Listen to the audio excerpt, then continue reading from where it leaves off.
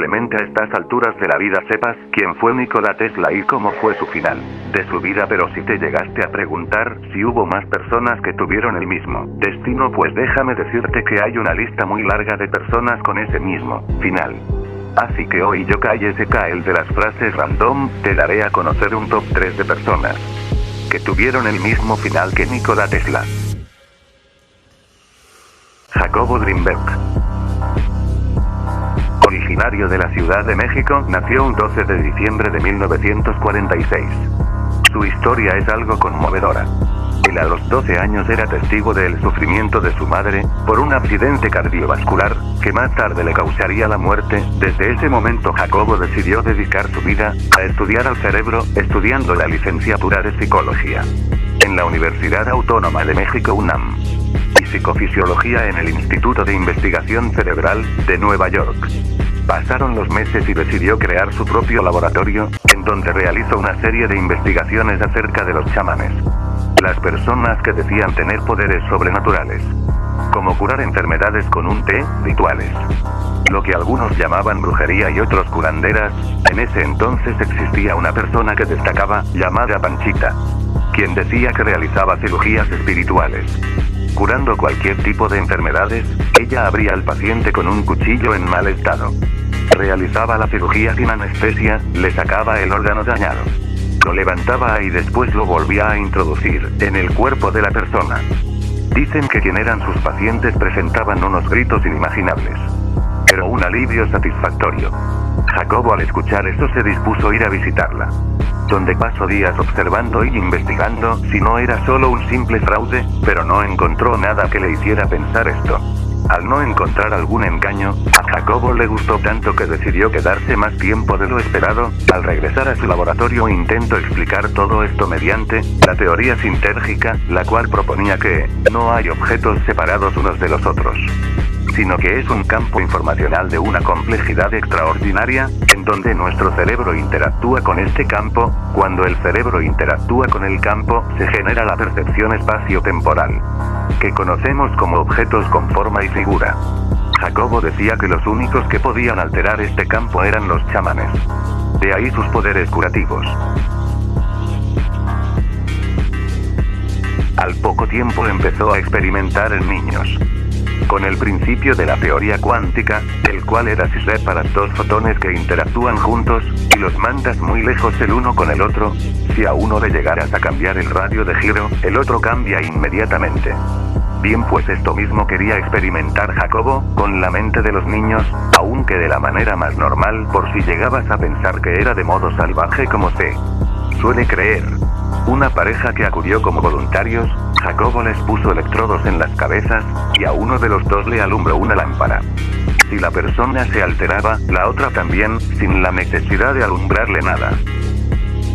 Haciendo más experimentos en su laboratorio, llegó a la conclusión que el cerebro modifica la látice y puede crear materia. Los pensamientos no son mentales, en sentido de algo intangible, sino materiales. Jacobo se dispuso a hacer una conferencia para explicar la veracidad de su investigación, como a la conclusión que llegó.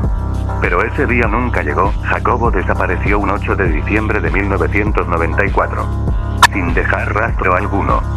Su esposa trató de comunicarse con él, pero él no le contestaba. Ella al principio pensó que era porque seguía enojado, por lo que se abrió una investigación que duró meses, y nunca se llegó a ninguna conclusión. Hay quien dice que un día antes de su desaparición, la CIA se lo habría llevado para que le diera todas sus investigaciones. Lo curioso de esto es que la CIA desde hace años realizaba este tipo de investigaciones, que parecen irreales. Más tarde su esposa desapareció como el oficial que atendía el caso. Otra teoría era que su esposa lo mandó a desaparecer por las últimas discusiones que tuvieron, y otra cosa bastante curiosa fue que todas sus notas, investigaciones, todo lo que se encontraba en sus laboratorios, desapareció. Había algo muy importante que pudo haber sido ordenado por fuerzas mayores. Lo mismo que pasó con Nikola Tesla, y hasta el día de hoy nunca se llegó a ninguna conclusión. Si continúa vivo y pudo alterar la realidad, o tal vez no, al día de hoy tendría 75 años. Pasemos con el caso número 2. Stanley Meyers, motor de agua. Stan era un inventor de origen estadounidense. Él buscaba una alternativa para el cambio climático, pensaba que era posible reemplazar el petróleo por el agua. Así que se puso a hacer investigaciones para comprobar si el agua podría ser un reemplazo. Para la gasolina convencional, sus investigaciones lo llevaron a comprobar que el agua tenía propiedades para funcionar. Como gasolina, él estuvo varios meses perfeccionando el invento, mismo que hizo mucho ruido en noticieros y periódicos. Hasta se dice que la misma NASA estaba interesada en el proyecto, Meyers viendo el éxito y las expectativas que tenían del invento. Presentó varias muestras para demostrar que funcionaba a la perfección, pasaron los días y Meyers recibía varias llamas constantemente.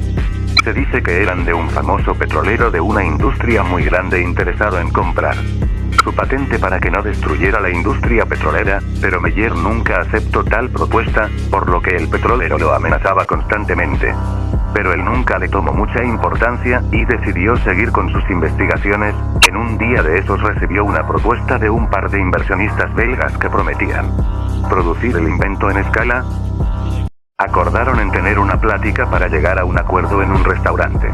Al día siguiente él se presentó en el restaurante, todo parecía ir bien. Estaban llegando a un buen acuerdo hasta que Meyer decidió probar un platillo que lo hizo ponerse en alerta. Su respiración era muy lenta, él se desesperó. Salió corriendo y gritando que lo habían envenenado, corrió todo lo que pudo. Pero cayó al piso muerto, su hermano llegó por él. Fue trasladado al hospital, donde la autopsia reveló que había muerto por una hemorragia cerebral, y no por envenenamiento. Los noticieros como periódicos anunciaron su muerte, pero aún tenían la esperanza de poder analizar el invento, como sus notas para poder replicarlo. Se tenía un acuerdo con la familia de Meyer para poder hacer esto, pero conforme pasaban los días, la familia temía que se lo fueran a robar, cosa que pasó. Entraron a su casa. Se llevaron todo, no quedó rastro de nada. En esa década todos se quedaron con la duda de quién fue el que se infiltró y robó todo. También si su invento funcionaba como él decía, todas esas dudas se quedaron sin resolver. Algunos afirmaban que todo fue un plan de la industria petrolera para evitar que los derrocaran. Pasaron los años y nunca se dio respuesta del caso, y hoy en día quedó en el olvido. Royal Rife, la persona que afirmaba tener la cura contra el cáncer. Es bien sabido por muchos los relatos que si alguien encuentra la cura contra el cáncer, está firmando su propia sentencia, o bueno, eso es lo que dicen. Royal Raymond Rife era un inventor estadounidense que nació el 12 de mayo de 1888, si bien tenía grandes cualidades de genio desde que nació. Él era creyente de que todo se mueve por la energía, lo mismo que pensaban algunos científicos de la época, como Tesla y posteriormente Jacobo Greenberg. Rife entró a los 17 años a la escuela de medicina. Después de eso se decidió a crear su propio laboratorio. Tuvo que trabajar para el gobierno como en una óptica privada, para poder sustentar sus gastos personales y los del laboratorio. Al relacionarse con la medicina y trabajar en una óptica, se animó a crear su propio microscopio. Tenía en mente desarrollar un microscopio que le permitiera observar a los virus sin ningún inconveniente, y así fue conforme pasaron los días. Obtuvo finalmente un telescopio que le permitía observar los virus, ya que en esa época no había invento que permitiera hacer esto. Rife poco a poco le fue añadiendo más cosas al microscopio, hasta llegar a un punto a ser considerado el mejor de la época. Fue clasificando los virus, hasta tener todos en sus notas. Notó que cada uno de los tenía y funcionaba a una frecuencia. Él se hizo la pregunta que si le daba más frecuencia el virus podría desaparecer, y eso mismo fue lo que intentó, pero primero tenía que buscar la manera efectiva para tener un aparato que lo ayudara a dar tales frecuencias. Pasó días haciendo investigaciones, incluso meses, pero se basó en los principios de Tesla, hasta que finalmente pudo diseñar una máquina que transmitía frecuencias eléctricas, lo que hoy se conocería como medicina bioeléctrica. Y como todo científico decidió experimentar primero con roedores, los que pasaron la prueba de una manera efectiva. Posteriormente se animó a experimentar en humanos. Su primer caso fue todo un éxito. La comunidad científica había oído de él, por lo que se dispuso a hacer una reunión para festejar el gran avance que había tenido Raymond por su microscopio y su nuevo aparato que daría inicio a la medicina bioeléctrica. Llegó hasta el punto que un hospital se puso en contacto con él para ver ver si su máquina era efectiva, tenían en mente que Raymond curara a 16 pacientes con cáncer terminal. Y así fue, él atendió a 2 pacientes, y probó su máquina de MRI Machine. Les emitió frecuencias de cada uno de ellos durante 2 meses, logrando grandes resultados, como el que el cáncer desapareciera de ellos por completo. Las noticias se empezaron a expandir, hasta llegar al punto de los oídos de los farmacéuticos, uno de ellos, uno muy importante, que decidió hacerle una propuesta, para tener la patente de su invento, pero como era de esperarse, Rife lo rechazó. El farmacéutico no se quedaría con los brazos cruzados, así que haría todo lo posible para obtener la patente. Incluso pasó por su mente, que si no llegaba a tener, utilizaría otros métodos. Su nombre era Morris Fishbane, quien era un médico estadounidense, que recurrió a otros procedimientos para acabar con los avances de Raymond. El primer incidente fue el robo gradual de componentes, fotografías, películas y notas del laboratorio de Raymond. También su microscopio sufrió daños, le hacían partes faltantes para funcionar. Poco después mandó a destruir su laboratorio, donde trabajaban sus colegas, y él arduamente para anunciar sus nuevos descubrimientos. Posterior a eso levantó una demanda en la corporación, que se encargaba de fabricar los inventos de Raymond. Raymond ganó la demanda, pero no les sirvió de nada, los gastos por abogados y demás los llevaron a la ruina a él y a sus inversionistas. A Raymond no le quedaba de otra más que empezar de nuevo. Pero desafortunadamente su laboratorio fue asaltado, se robaron todo sin dejar rastro alguno, sus notas, investigaciones y inventos desaparecieron, todo por lo que había trabajado durante años, había desaparecido de un día para otro.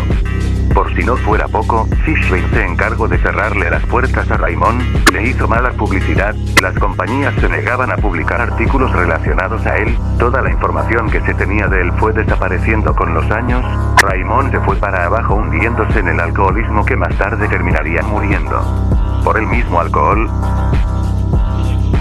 Como dato, años más tarde unas personas se encargaron de reconstruir la máquina, aunque no era tan efectiva como la original. Surgieron nuevas investigaciones acerca de las investigaciones de Royal Raymond Rife, pero no hay ningún estudio científico que lo avale. ¿Será que las investigaciones de Raymond no son lo que parecen?